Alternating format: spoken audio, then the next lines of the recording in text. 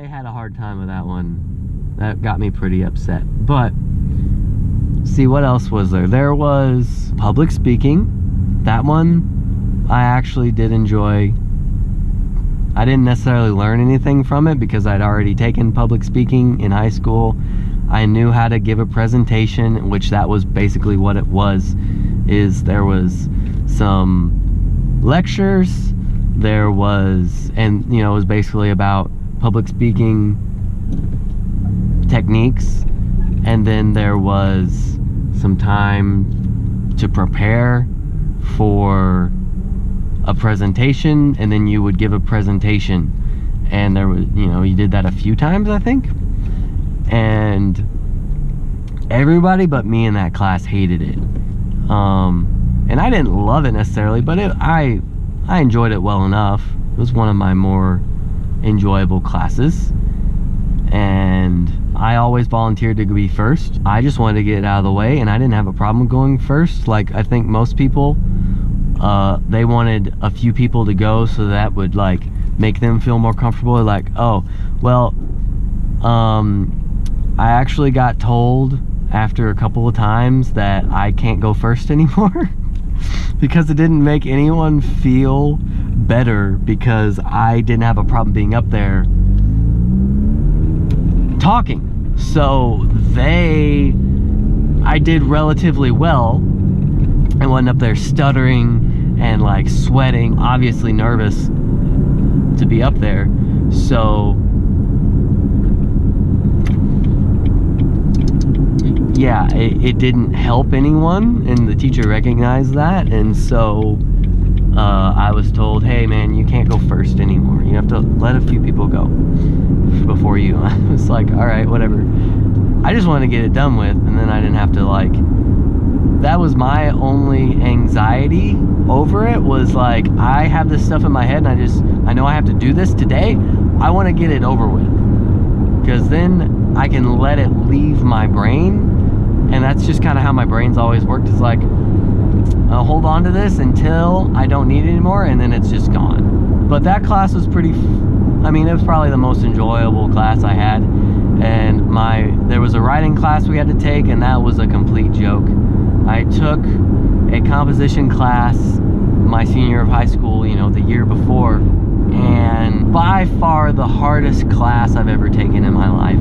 Hardest class to do, it's the hardest class to even pass. It was very difficult, and that was known at my high school. That was the hardest class in the entire school for you to take,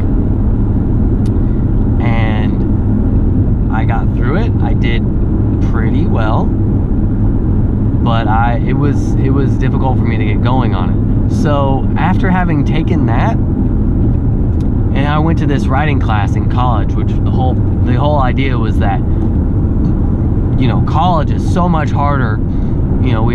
High school is to prepare you for college. Then I went to this writing class. I would get an assignment to do a paper, whatever the paper was. In comparison to the writing class I took in high school, the length of the paper was laughably short. And what constituted as excellent, like the teacher would rave about how good I was at writing, which I'm not. I'm a terrible writer, but she was like, you're so amazing at writing. You're an excellent writer. And I was like, well, thank you. But the work that I did for her to think that wouldn't even be good enough as a gradable rough draft in my high school writing class. The teacher in my high school writing class, if I had submitted the same quality of work for my final draft that I submitted and got 100% on every one that I ever did, in my college class, my high school teacher would have not even graded it.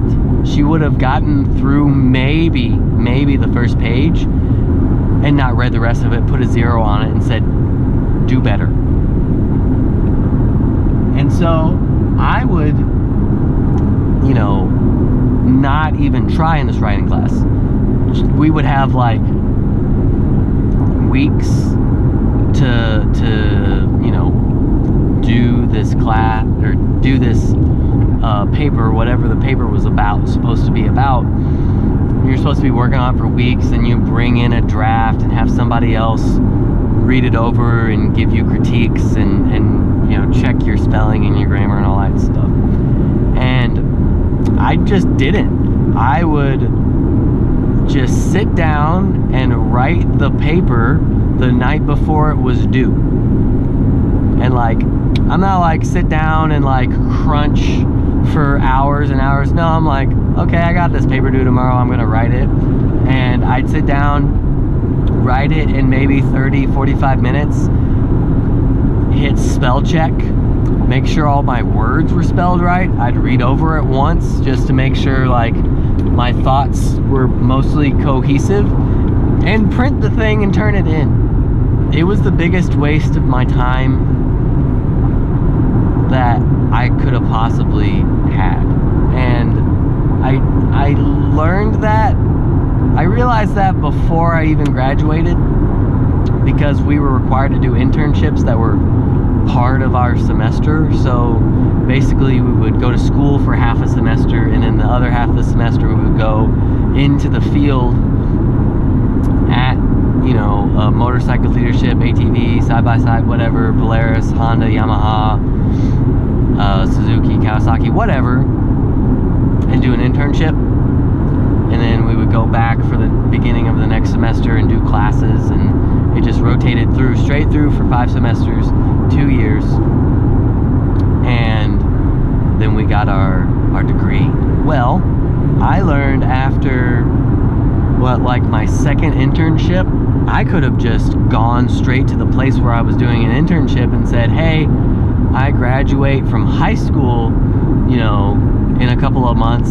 I'm interested in doing this. Would you be willing to hire me, maybe as an intern or an apprentice, or, whatever you want to call it, minimum wage. And I would have been in the same place as far as what they considered me in my knowledge, my skills, and my ability to do anything. I would have been in the exact same place and just would have been making money rather than putting myself in debt, and saved myself basically 2 years. By the time I learned that, obviously I was pissed, super mad, but I decided I might as well finish since I was already in it. I was committed to it. I might as well get the degree, because there was still some part of me that believed that if I had this degree, it would increase the amount of money I could make. I still count myself pretty lucky that when it was all said and done, I had less than $10,000 in student debt in all of my loans that I took out 3, I think, loans for school. It was less than $10,000. And because I was so mad, the same place that I went for my internship, they hired me after I graduated. And because that was close to where my parents' house is, I was able to stay living in my parents' house. My mom started charging me rent the day I graduated, but it was still really cheap. So I had really cheap rent, and I had basically no other financial responsibilities. So every dollar that I made from that job, from when I graduated in May to through the end of the year, went straight to paying off those loans. And I paid off, I made 2 payments. I just took all that money. I took every dollar aside from what cost me in rent, basically, and gas, because ultimately I was responsible for gas the day that I graduated too. It's just, I was an adult at that point, which I get, and I'm still very appreciative of my parents for all of that. But everything that didn't go to my bare minimum living expenses went, which was very, very low, $1 100% went straight into my savings account, and then at the end of the year I made 2 payments, very large payments on my lump student loans, because it was graduate, 6 months of no payments, and then first payment I paid off half because I didn't quite have enough to pay it in full, and then the next month I paid it in full, the rest. Now, I had no money at all at that point, but I had no debt. And that, you know, I was so mad about the whole thing that I was like, I don't really care. I am not gonna have this be a thing that follows me around for any longer than I absolutely can let it. So I was determined. I got rid of it. And it was the next month that my whole life blew up, and I got laid off from that job and took me down a whole nother path. But at the very least, my debt from school got paid off from the job that I got from going to school. So there's that at least.